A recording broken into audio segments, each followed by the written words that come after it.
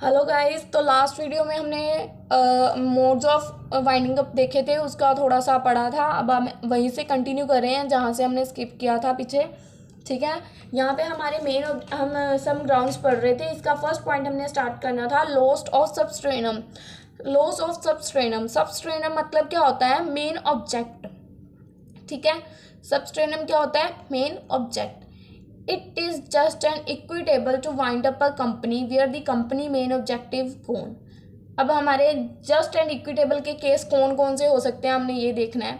ठीक है, अब देखो, अब कौन सा केस जस्ट एंड इक्विटेबल का है? जहाँ कंपनी का मेन ऑब्जेक्ट ही मतलब गुम हो जाए। मेन ऑब्जेक्ट जो उनका उद्देश्य था वहीं से वो भटक जाए। अब वो काम था उनका एयरप्लेन्स का, वो रिक्शा बनाने चले गए, बिल्कुल ही ऑपोजिट चले गए ना, तो मेन ऑब्जेक्टिव गोन हो गया। ठीक है ना, तो वहाँ कोर्ट को दिख रहा है कि सीधा सीधा जस्ट एंड इक्विटेबल का केस बन रहा है। ठीक है, it is just and equitable to wind up a company where the company main object is gone. ठीक है, जहाँ कंपनी का मेन ऑब्जेक्ट गोन हो जाए। The object for which it was incorporated, जिस उद्देश्य की वजह से कंपनी स्थापित हुई थी, रजिस्टर्ड हुई थी, हैज़ सब्सटेंटली फेल और हैज़ बिकम इम्पॉसिबल। तो वो उस जिसकी वजह से वो बनी थी कंपनी, वो पूरी तरह से फेल हो गई है। और यहाँ वो अब तो वो मतलब इम्पॉसिबल ही होगी। जैसे अब देखा हमने, प्लेन से सीधा रिक्शे पे आ गया, अब रिक्शे से प्लेन पे जाना पॉसिबल है? नो। ठीक है, it is impossible to carry on business except at a loss. तो फिर वो उस कंपनी के लिए इम्पॉसिबल है कि वो बिजनेस को आगे कंटिन्यू करें उस लॉस के साथ जो उनको उस पर बियर करना पड़ रहा है। ठीक है, जहाज़ बनाते बनाते अब हम साइकिल रिक्शा ये बनाने लग गए, तो उसकी वजह से हमें जो लॉस बियर करना पड़ रहा है, तो कंपनी के लिए इतना लॉस बियर करना कंपनी को कंटिन्यू करना खतरे में डाल सकता है। Existing and possible assets are insufficient to meet the existing liabilities of the company।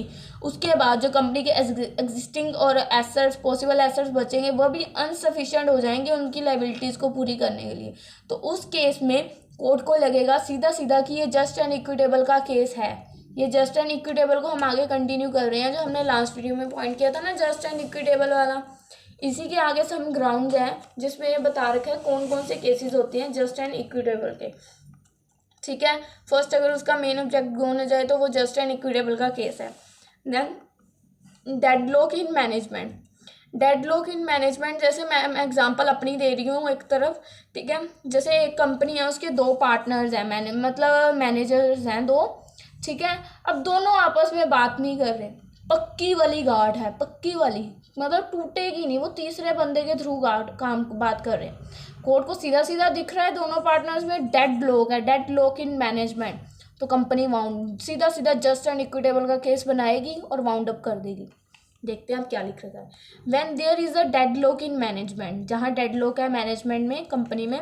When there is complete deadlock in management of the company, it will be wound up even if it is making good profit. चाहे वो अच्छा खासा profit कमा रही है company, but जब अगर उनमें डेडलॉक है मैनेजमेंट में, तो चाहे कंपनी प्रॉफिट भी कमा रही है, गवर्नमेंट ने, कोर्ट ने उसको वाउंड अप करना ही करना है। इसका एक केस है हमारा, आगे केस स्टडी है, रीजेनिजी tobacco company limited. A and B the only share holders and director of a private limited company. A और बी दो बंदे हैं, प्राइवेट लिमिटेड कंपनी है उनकी। ठीक है, और दोनों खुद मतलब वे दो ही मेंबर्स हैं, प्राइवेट में दो कम मेंबर्स कंपल्शन थे ना। ठीक है, become so hostile to each other that, एक दूसरे से बात करने के लिए, हॉस्टाइल टू ईच अदर, बात करने के लिए, neither of them would speak to the others, वो दोनों एक दूसरे से बात नहीं कर रहे, एक्सपेक्ट थ्रो दी सेक्रेटरी के थ्रू बात कर रहे हैं एक दूसरे से। Health there was a complete deadlock the management, तो उनके बीच में कंप्लीट डेडलॉक है। ठीक है, तो कंपनी ने तो वाउंड अप होना ही होना था। कंप्लीट डेडलॉक है मैनेजमेंट में, तो कंपनी को वाउंड अप उन्होंने करना ही करना था। नेक्स्ट पॉइंट आता है फ्रॉडल्ट पर्पस। अगर उन्हें कोई फ्रॉडल्ट पर्पस दिख जाए, अगर पता चल जाए कि कोई फ्रॉड कर रहे हैं, तो सीधा सीधा जस्ट एंड इक्विटेबल का केस है। हाँ भाई, आप लोग फ्रॉड कर रहे हो, कंपनी को बंद करो और किसको यहाँ से। ठीक है, fraudulent purpose, when the company is formed for fraudulent purpose और इलीगल ऑब्जेक्ट, और when the business of the company become illegal. जहाँ पे उन्हें दिख रहा है कि कंपनी पुट्ठे सीधे काम कर रही है, इलीगल काम कर रही है, उसी के लिए उसको बनाया गया है, तो सीधा सीधा ये जस्ट एंड इक्विटेबल का केस बनता है और वो कंपनी को वाउंड अप कर देंगे। ठीक है, 3 पॉइंट्स थे इसके, मेरे हिसाब से तो क्लैरिटी होनी चाहिए। जस्ट एंड इक्विटेबल के अंडर इसके छोटे छोटे 3 पॉइंट किए हैं, कौन कौन से केसेस हो सकते हैं जस्ट एंड इक्विटेबल के। ठीक है, देन अगले हमारा इसमें इसी का ही है मेंबर्स वाले का ही, कि कौन कौन से पर्सन्स हैं जो लिक्विडेटर। अब जब कंपनी वाउंड अप होती है, ठीक है, कंपनी वाउंड अप होती है तो ना कोर्ट एक बंदा अपॉइंट करती है कंपनी को वाउंड अप करने के लिए। कंपनी को वाउंड अप ना, हमने इसमें पहला पॉइंट क्या कर रहे हैं कि compulsory wound up by the court. Court wound up कर रही है, हम कंपनी के बंदे खुद नहीं चाहते कि वो वाउंड अप करें। वो नेक्स्ट पॉइंट था ना हमारा। फर्स्ट पॉइंट क्या था कि कंपनी को कोर्ट वाउंड अप कर रहा है, तो अगर कोर्ट वाउंड अप कर रहा है तो कोर्ट कंपनी को वाउंड अप करने के लिए एक लिक्विडेटर को अपॉइंट करता है। ठीक है, एक बंदा अपॉइंट करता है जो कि कंपनी के एसेट्स को और लाइबिलिटीज़ को देखता है, उस अकॉर्डिंग उन एसेट्स को बेचता है, उन लाइबिलिटीज़ को पे करता है, ताकि कंपनी का सारा प्रोसेस ख़त्म हो सके, कंपनी टोटली बंद हो सके। लिक्विडेटर पता चल गया। ठीक है, अब persons entitled to apply for liquidator, कौन कौन पर्सन्स लिक्विडेटर्स के लिए अप्लाई कर सकते हैं। The petition for winding up of a company may be presented by any of the following person। जो ऑर्डर है वाइंडिंग अप का, कंपनी इनमें से कोई भी दे सकता है। खुद कंपनी, जब कंपनी को ही पता है कि वो वाउंड अप हो रही है, ठीक है, या उसके क्रेडिटर्स या उसके कॉन्ट्रीब्यूटर्स, पढ़ते हैं क्या है इसमें। कंपनी फर्स्ट देखते हैं। Company, a company itself can not file a petition. Company अब खुद के अगेंस्ट फाइल नहीं कर सकती पिटीशन, मतलब ऑर्डर, ठीक है, for winding up, but it can do so only when the company has pass a special resolution. Company खुद को वाउंड अप करने के ऑर्डर्स नहीं दे सकती, but it can do only, तब कर सकती है जब उसके पास स्पेशल रेजोल्यूशन। हमने पिछली वीडियो में देखा था 75% लोगों की रजामंदी होनी चाहिए कंपनी में जो काम कर रहे हैं, उनमें से 75% लोग अग्री करते होने चाहिए उस पॉइंट से। ठीक है, फर्स्ट पर हो गया company. Second, creditor, the creditors which include contingent creditors. Creditors कर सकते हैं जिसमें सिर्फ क्रेडिटर ही नहीं होता, देखते कौन कौन से क्रेडिटर्स होते हैं। Contingent creditors, prospective creditors, secured creditors, debenture holders और a trustee for debenture holders. इनमें से कोई भी अप्लाई कर सकता है कि लिक्विडेटर अब हम कंपनी के एसेट्स एंड लायबिलिटीज़ का निपटारा करेंगे। ठीक है, देन थर्ड है हमारा कॉन्ट्रीब्यूटरीज। कॉन्ट्रीब्यूटरीज कौन, comprise present and past share holders of a company, जो हमारे कंपनी के पास शेयर होल्डर्स रह चुके हैं, उन्होंने अब बदले निकालने हैं हमसे। ठीक है, देन जो नेक्स्ट है हमारा, कोई रजिस्ट्रार अप्लाई कर सकता है। नेक्स्ट है any person authorised by the central government, और कोई भी बंदा जिसको गवर्नमेंट अपॉइंट करेगी, मतलब कोर्ट हमारी कंपनी को वाउंड अप कर रहा है ना, तो कोर्ट कोई भी गवर्नमेंट कोई भी बंदा अपॉइंट कर सकती है on the basis of report of inspector के बेसिस, रिपोर्ट्स के बेसिस पे कि कितने का लेन देन है कंपनी का, उसी के अकॉर्डिंग वो बंदा रखेंगी ना जो हिसाब में गड़बड़ ना करे। ठीक है, देन हमारा ये वाला पॉइंट फर्स्ट था जो मेरे अकॉर्डिंग बहुत लेंथी था मोड्स के, हमारे यहाँ पे देखिए 3 पॉइंट्स थे, compulsory, voluntary and voluntary winding up. ठीक है, तो हमारा फर्स्ट पॉइंट यहाँ पे कंप्लीट होता है। सेकंड पॉइंट है वॉलेंट्री वाइंडिंग अप के अंदर आते हैं हमारे 2, एक हमारे उसके मेंबर्स उसको वाइंड अप कर सकते हैं, एक उसके हमारे क्रेडिटर्स वाउंड अप कर सकते हैं। देख स्टार्ट कर लेते हैं, इसको थोड़ा सा करेंगे, बाकी हम नेक्स्ट वीडियो में करेंगे, वीडियो लेंथी हो जाएगी।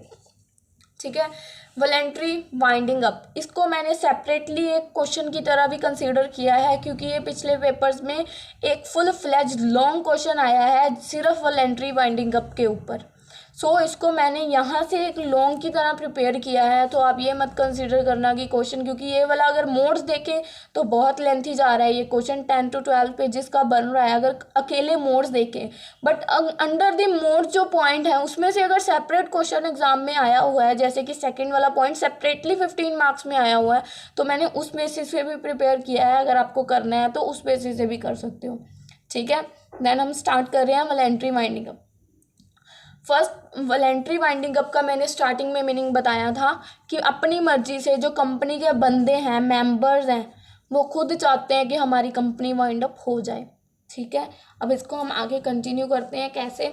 Winding up by the creditors, company के जो क्रेडिटर्स हैं वो members without any intervention of the court, बिना कोर्ट की दखल अंदाजी के, ठीक है, without any intervention of the court is called voluntary winding up. जब वो अपनी मर्जी से वाइंड अप करें, that is voluntary winding up. In voluntary winding up the company and its creditors are left free to settle their affairs. जब voluntary winding up में company के जो क्रेडिटर्स हैं वो फ्री हैं, वो जैसे चाहे मर्जी अपने अफेयर्स जो उन्होंने उधार ले रखे हैं उनको जैसे मर्जी सेटल करें, पर सेटल होने चाहिए। ये नहीं उधार पड़ा और कंपनी वाउंड अप करे, नहीं, सेटल होने चाहिए, ठीक है। बिना कोर्ट में जाए, बिना कोर्ट की दखल अंदाजी में वो अपनी लेन देन करके ना सारा कुछ सेट कर लेते हैं, ठीक है। ऑल थॉट दे में अप्लाई टू दी कोर्ट, अगर वो चाहें तो वो कोर्ट में भी अप्लाई कर सकते हैं कि वो कोर्ट उनको डायरेक्शंस दे कि उन्हें कैसे कैसे चलना चाहिए, क्योंकि किसी को पता थोड़ा होता है कंपनी कैसे वाउंड अप करनी है, तो वो थोड़े ज़्यादा अगर चाहे तो वो ऐसा भी कर सकते हैं, ठीक है, डायरेक्शंस ले सकते हैं कोर्ट से। अब कंपनी में wound up voluntary when, company कब वाउंड अप हो सकती है वॉलंटरली, जब उसके members the period fix by the articles for the duration of the company, जो पीरियड आर्टिकल्स में उन्होंने फिक्स किया था अगर वो एक्सपायर हो गया है तो कंपनी को हम वाउंड अप कर सकते हैं, ठीक है। यहाँ passing of a special resolution, ये तो हमारा पहले से ही चलता आ रहा है, by the company to wind up voluntarily, ठीक है। आगे बढ़ते हैं।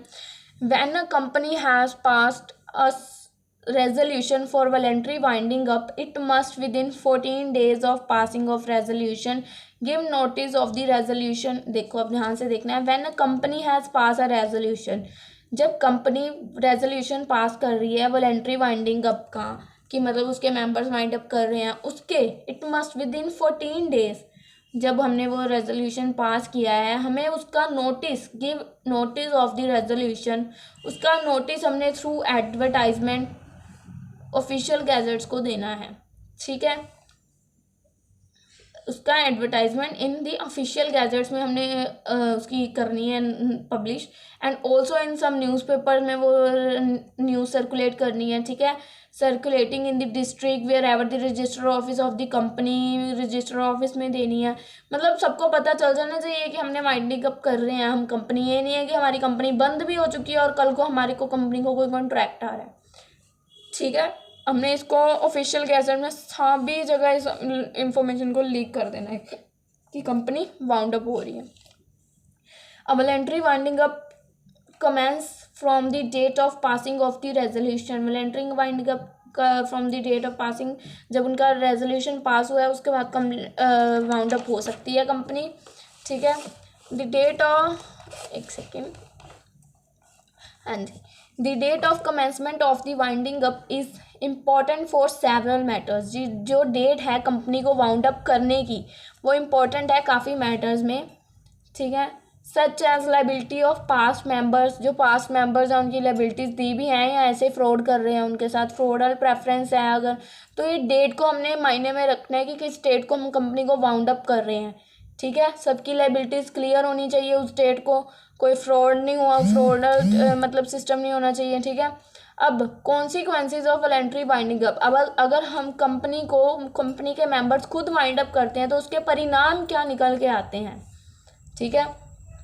कॉन्सिक्वेंसेज मतलब परिणाम, इसको हम नेक्स्ट वीडियो में कवर अप करेंगे। अब थैंक्स फॉर वॉचिंग, आगे जुड़े रहिएगा नेक्स्ट वीडियो में भी, ठीक है। टॉपिक बहुत अच्छे से क्लियर हो जाएगा।